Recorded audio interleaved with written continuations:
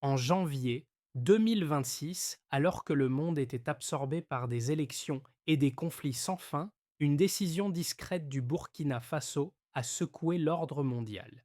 Le pays n'a pas annoncé une révolution, mais a pris une mesure plus puissante que le pétrole ou les armes, l'eau. Sous la direction du président Ibrahim Traoré, le pays a lancé un projet d'eau de 145 millions de dollars.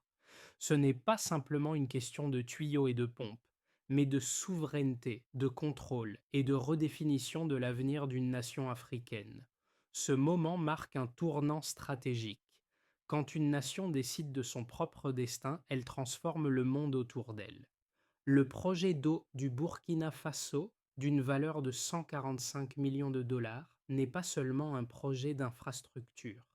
C'est un tournant stratégique qui marque une nouvelle ère pour le pays, avec des années de sécheresse, des pénuries d'eau qui ont fait vaciller la stabilité et une population de plus en plus vulnérable aux crises climatiques. La décision d'Ibrahim Traoré de mettre en place un programme national d'infrastructures hydrauliques est une réponse directe à ces défis. Le projet vise à transformer la vie quotidienne de millions de Burkinabés en leur offrant non seulement de l'eau propre et fiable, mais aussi un moyen de planifier l'avenir, de stabiliser l'économie locale et de réduire les migrations liées à la sécheresse. Cette initiative n'est pas seulement une question humanitaire, elle est devenue un outil de souveraineté et de contrôle national. Mais avec une telle ambition viennent aussi des enjeux énormes. Les ressources doivent être gérées avec une transparence irréprochable, et le succès du projet pourrait faire ou défaire l'avenir politique de Traoré.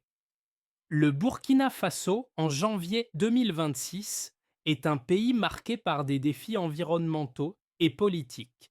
Après plusieurs années de sécheresse, le pays se trouvait dans une situation de crise hydrique sévère. Des régions entières étaient régulièrement privées d'eau pendant des mois, et l'accès à des ressources en eau était devenu un luxe plutôt qu'une norme. Le projet de 145 millions de dollars d'Ibrahim Traoré représente plus qu'une solution technique.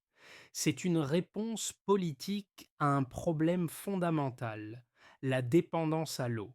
Alors que les habitants luttaient contre la pénurie, Traoré a choisi de prendre les choses en main, mettant en place un projet ambitieux d'infrastructures hydrauliques, visant à transformer les conditions de vie des citoyens tout en consolidant le pouvoir du gouvernement. Ce projet a débuté en 2025 avec la construction de plus de 1200 kilomètres de pipelines et plus de 350 stations de pompage et réservoirs.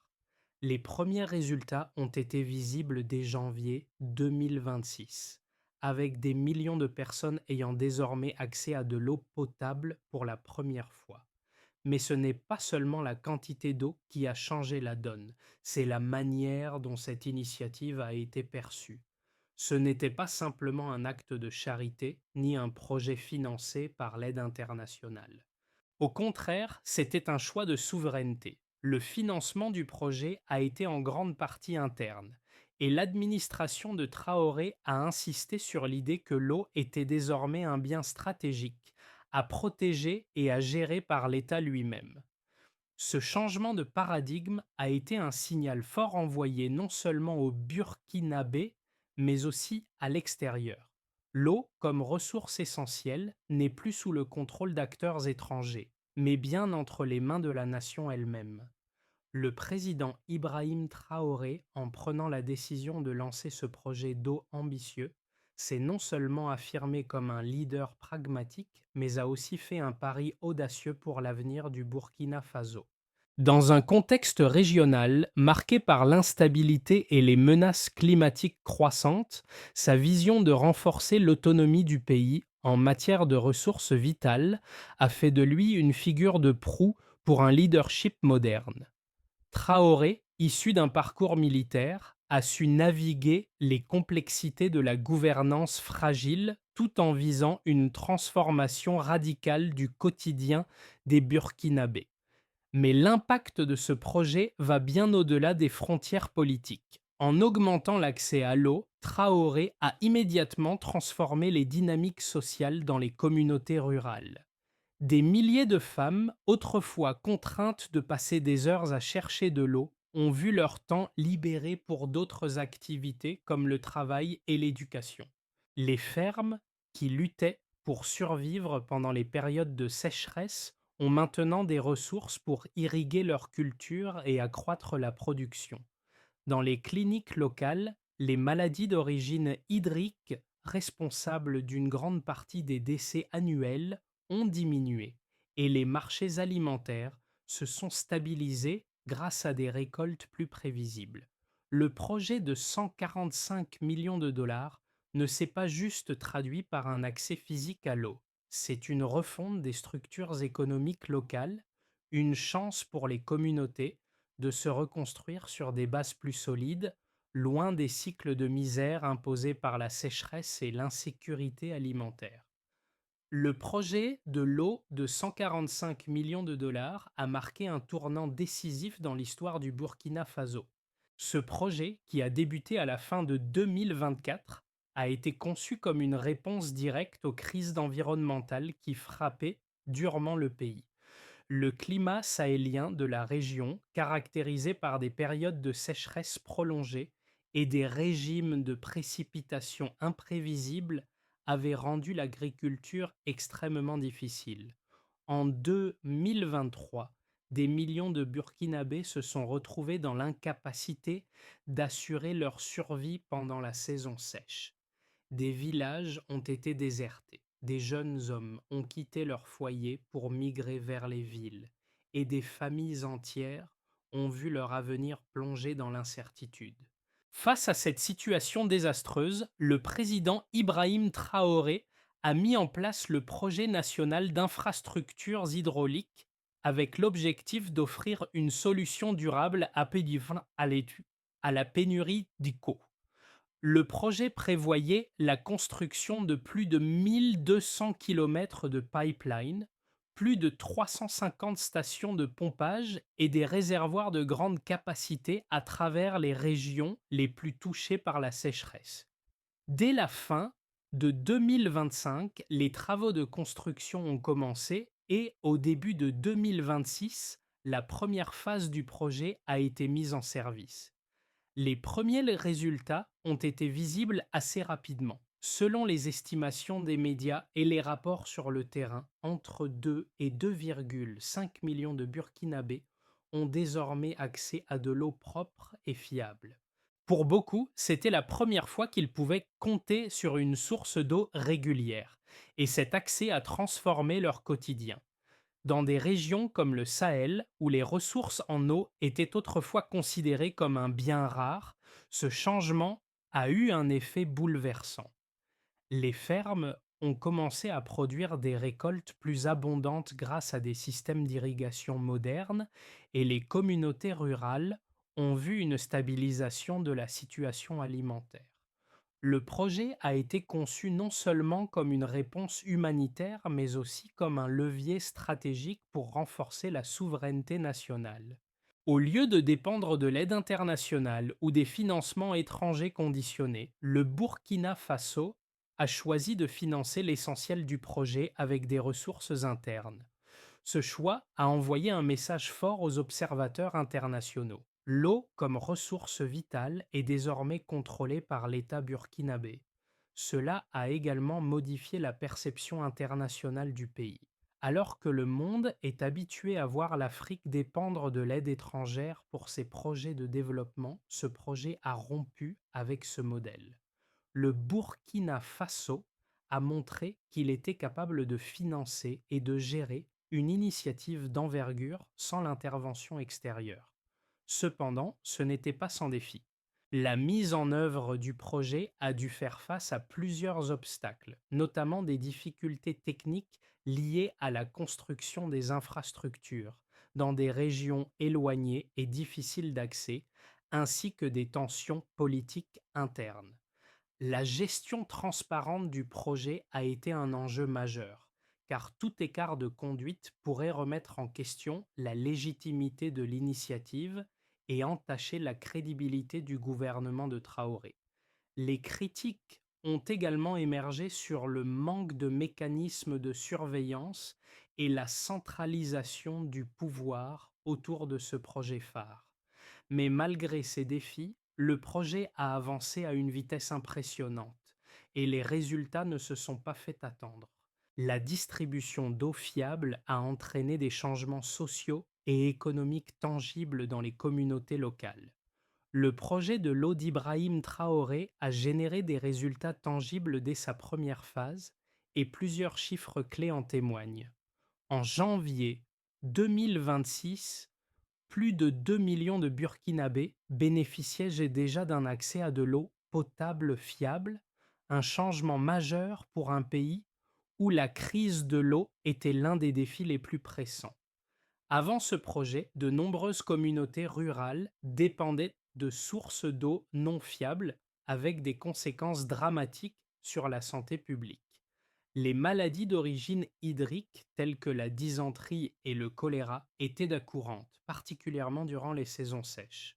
Avec la mise en place du système d'irrigation et des stations de pompage, les rendements agricoles dans les zones irriguées ont augmenté de 15 à 25 au cours du premier cycle de croissance.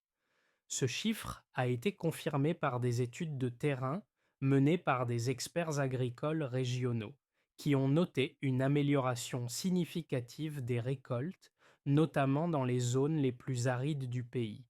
Ces résultats sont d'autant plus impressionnants dans un contexte où la sécurité alimentaire était une préoccupation majeure pour les familles rurales. Les prix des produits alimentaires locaux ont stabilisé et les marchés ont connu une croissance soutenue. Un autre indicateur clé du succès du projet a été la réduction du nombre de cas de maladies liées à l'eau. Avant l'implémentation du projet, les hôpitaux locaux signalaient des centaines de cas chaque mois de maladies telles que la diarrhée et l'hépatite, qui étaient souvent fatales dans les zones rurales. Depuis l'introduction de l'eau potable et de systèmes d'assainissement modernes, ces chiffres ont diminué de manière significative avec une baisse de 30% des cas liés à l'eau dans les régions ciblées par le projet. Cette réduction des maladies a directement contribué à une meilleure qualité de vie pour des milliers de Burkinabés. Les impacts économiques ne se sont pas fait attendre non plus. La stabilité des récoltes et l'amélioration de la qualité de l'eau ont permis à de nombreuses familles de sortir de la pauvreté. En 2026, une enquête menée par une organisation locale a révélé que 60% des ménages dans les régions bénéficiaires du projet avaient vu leurs revenus augmenter, principalement grâce à une meilleure production agricole et une réduction des dépenses liées aux soins de santé. En outre, les femmes, traditionnellement responsables de la collecte de l'eau, ont vu leur temps libre augmenter de manière significative. Le temps, autrefois passé à parcourir de longues distances pour chercher de l'eau, a été réorienté vers des activités productives telles que le travail, l'éducation et l'engagement communautaire. Enfin, sur le plan environnemental, le projet a permis d'améliorer la gestion des ressources en eau. Les stations de pompage et les réservoirs de stockage ont réduit la dépendance aux eaux de surface, qui étaient de souvent polluées et imprévisibles, en favorisant l'utilisation d'eau souterraine plus fiable et plus durable. Cette gestion accrue a eu un effet positif sur la biodiversité locale, car elle a permis de limiter l'épuisement des ressources en eau douce et a réduit la pression sur les écosystèmes fragiles de la région. Le projet d'eau d'Ibrahim Traoré a suscité des réactions partagées, notamment en raison de son impact sur la politique interne et de la manière dont il a redéfini la relation entre l'État et ses citoyens. D'un côté, ce projet a été salué par de nombreux experts, comme un modèle de gestion des ressources dans un pays en développement. En effet, la décision d'utiliser des financements internes plutôt que de dépendre de l'aide internationale est perçue comme un geste fort vers la souveraineté nationale. Le Burkina Faso, un des pays les plus pauvres d'Afrique, a ainsi prouvé qu'il était capable de mettre en œuvre des projets d'envergure en s'appuyant sur ses propres ressources. Cela a redéfini le rôle de l'État dans la gestion des infrastructures essentielles, montrant qu'un gouvernement peut agir de manière décisive sans se plier aux exigences externes. Le succès du projet a également eu un impact positif direct sur les conditions de vie des Burkinabés, en particulier dans les régions rurales, où l'accès à l'eau était un luxe. Avec l'amélioration de la disponibilité de l'eau, les agriculteurs ont vu leur rendement augmenter, réduisant ainsi les pénuries alimentaires. Les femmes, qui étaient souvent responsables de la collecte de l'eau, ont gagné du temps précieux qu'elles ont utilisé pour s'engager davantage dans des activités économiques et sociales, contribuant ainsi à la dynamique de développement local. De plus, les investissements dans les infrastructures hydrauliques ont conduit à la création d'emplois locaux, renforçant l'économie nationale à un niveau fondamental. Cependant, malgré ces bénéfices tangibles, le projet n'a pas été sans ses critiques. D'un autre côté, certains analystes mettent en garde contre la centralisation du pouvoir autour de ce projet. Le fait que l'initiative repose en grande partie sur la gestion et les décisions de l'administration de Traoré soulève des questions sur la durabilité à long terme. Bien que le financement interne ait été salué comme un acte de souveraineté, il a aussi créé une forte dépendance à l'égard de la stabilité du régime en place. Certains observateurs redoutent qu'une telle concentration du pouvoir autour de projets d'envergure puisse alimenter des tensions internes, voire justifier un contrôle politique renforcé.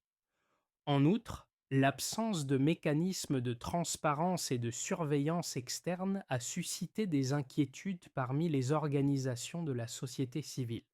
Si le projet est perçu comme un succès pour le moment, il reste à voir si les structures de gouvernance du Burkina Faso sauront maintenir cette dynamique de manière transparente, surtout face aux pressions politiques et économiques croissantes. Les critiques soulignent que la concentration de l'autorité autour de telles initiatives pourrait potentiellement entraîner des abus de pouvoir et des risques de corruption.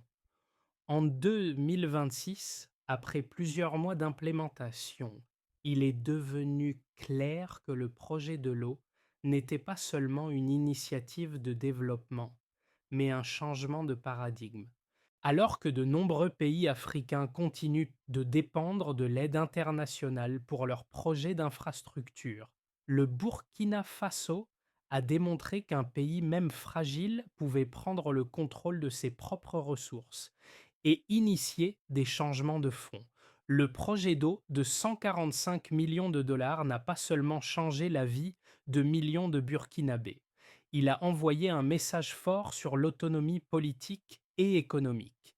Ce n'est pas une simple amélioration des infrastructures, mais un acte de souveraineté qui repositionne le pays sur la scène internationale.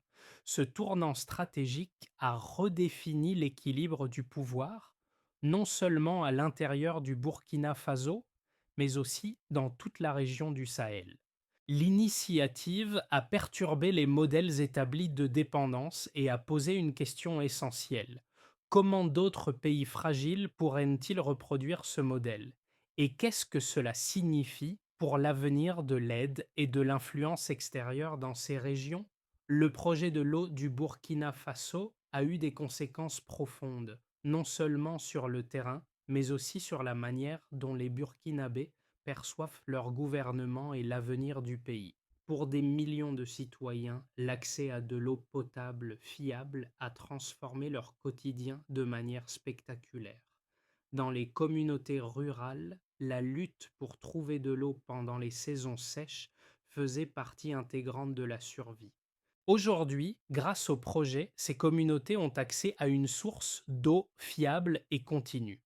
Ce changement a eu un impact immédiat sur la santé publique, réduisant les maladies d'origine hydrique et améliorant la qualité de vie de milliers de personnes. Les femmes, en particulier, ont ressenti un changement significatif.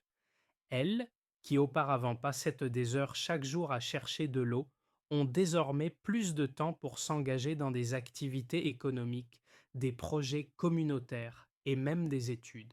Cela a conduit à un renforcement de l'autonomisation des femmes, avec des retombées positives sur l'éducation et la participation à la vie socio-économique.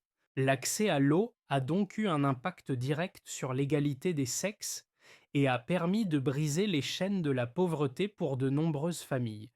Sur le plan économique, les bénéfices ont été tout aussi évidents. L'irrigation, rendue possible par les nouvelles infrastructures, a permis aux agriculteurs de mieux gérer leurs cultures, ce qui a conduit à une augmentation de la production agricole. Dans certaines régions, les rendements ont augmenté de 20 à 30 ce qui a contribué à une plus grande sécurité alimentaire. Les marchés locaux, autrefois fragiles en raison des pénuries alimentaires récurrentes, ont retrouvé une certaine stabilité, permettant aux populations rurales de mieux résister aux crises économiques. Mais ces améliorations ne sont pas seulement visibles au niveau individuel. Le projet a commencé à remodeler l'économie locale. En réduisant les déplacements massifs des jeunes hommes vers les villes ou à l'étranger en quête de travail, il a contribué à stabiliser les communautés rurales. De plus, le projet a créé des milliers d'emplois allant de la construction des infrastructures à la gestion et la maintenance des installations d'eau. Ce développement local a permis de réduire le taux de chômage dans certaines régions tout en soutenant la croissance de petites entreprises liées à l'agriculture et au commerce local.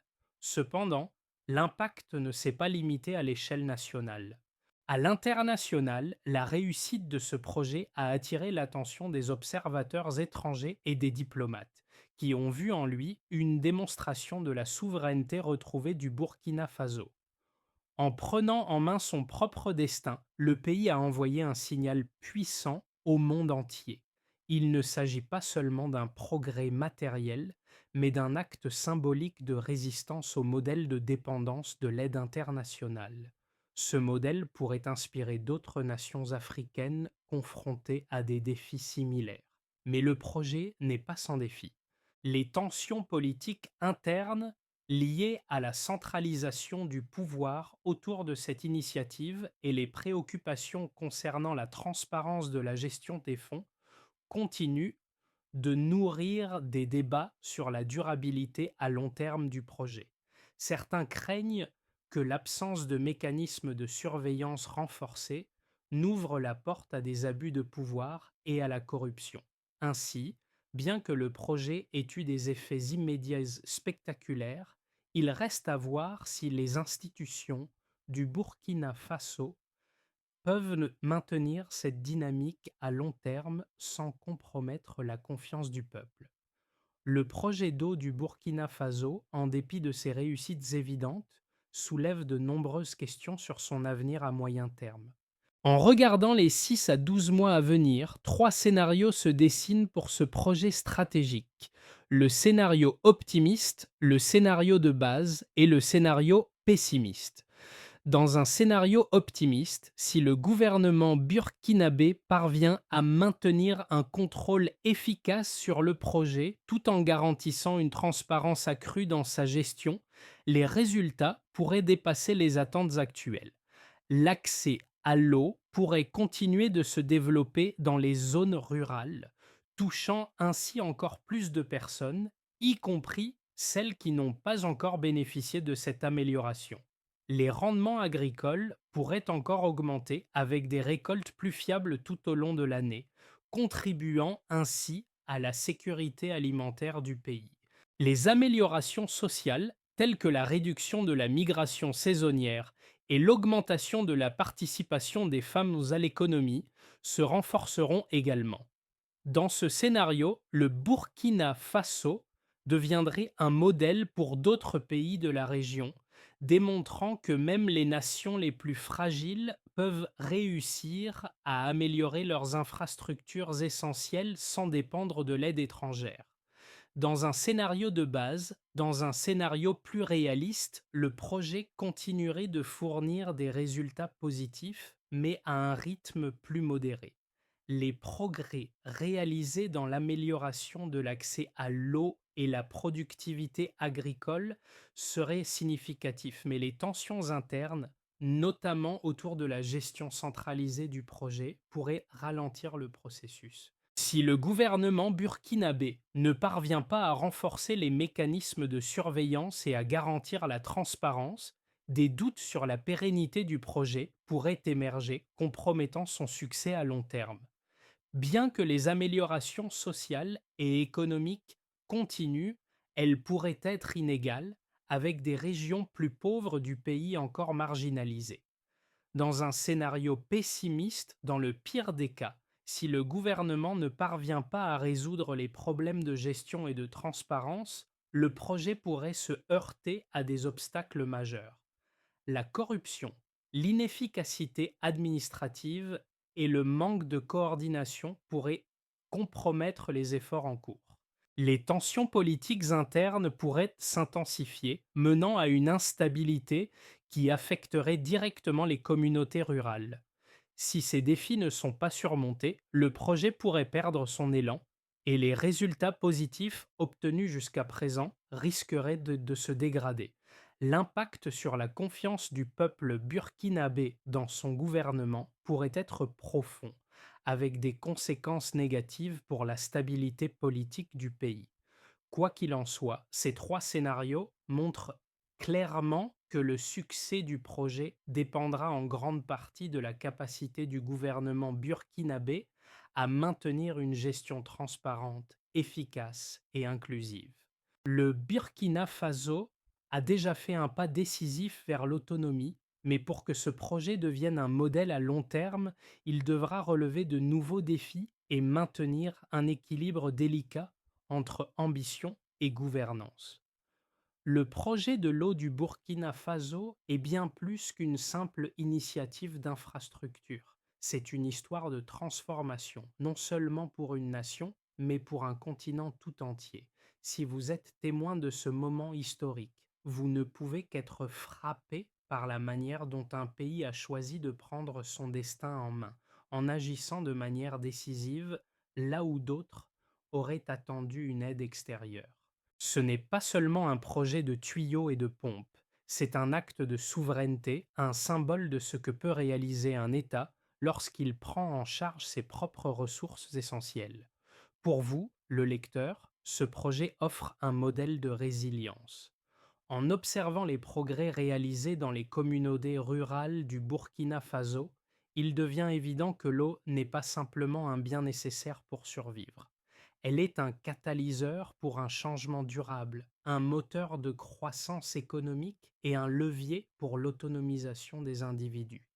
Les femmes en particulier, qui ont vu leur quotidien se transformer grâce à l'accès à l'eau, sont devenues des actrices clés du changement. Elles réinvestissent le temps autrefois perdu à chercher de l'eau dans des activités génératrices de revenus, dans l'éducation et dans des projets communautaires. C'est là une véritable renaissance sociale et économique, portée par une ressource aussi essentielle que l'eau. Cette histoire ne concerne pas seulement le Burkina Faso. Elle nous rappelle que chaque avancée, chaque victoire, même dans les situations les plus difficiles, a le potentiel de résonner au-delà des frontières. Si un pays comme le Burkina Faso, avec ses défis politiques et environnementaux, peut changer son destin en agissant collectivement et en prenant des décisions audacieuses, alors il est possible de changer le cours de nombreuses vies. L'histoire de ce projet d'eau est une histoire d'espoir, de défis et de progrès, et elle nous concerne tous. Le projet de l'eau du Burkina Faso est un modèle de transformation, mais il ne s'agit que d'une étape dans un chemin plus vaste vers une souveraineté totale et un développement durable. Pour assurer sa pérennité, plusieurs étapes doivent être franchies pour garantir que l'impact positif se maintienne et se renforce dans les années à venir. La première étape consiste à renforcer les mécanismes de gouvernance et de transparence. Bien que le projet ait déjà montré des résultats impressionnants, une surveillance rigoureuse est essentielle pour garantir que les ressources continuent d'être allouées efficacement et qu'aucune dérive ne survienne. Le gouvernement devra mettre en place des audits réguliers et un système de suivi indépendant pour assurer que l'argent public est bien utilisé et que les infrastructures restent fonctionnelles à long terme. Ensuite, le pays devra continuer à investir dans l'expansion du réseau d'eau, en particulier dans les zones rurales les plus reculées. L'objectif devrait être d'étendre l'accès à l'eau à toutes les régions du pays en tenant compte des zones qui ont encore du mal à surmonter les défis liés aux infrastructures de base. Pour cela, il faudra également renforcer la capacité des communautés locales à gérer ces ressources et infrastructures de manière autonome.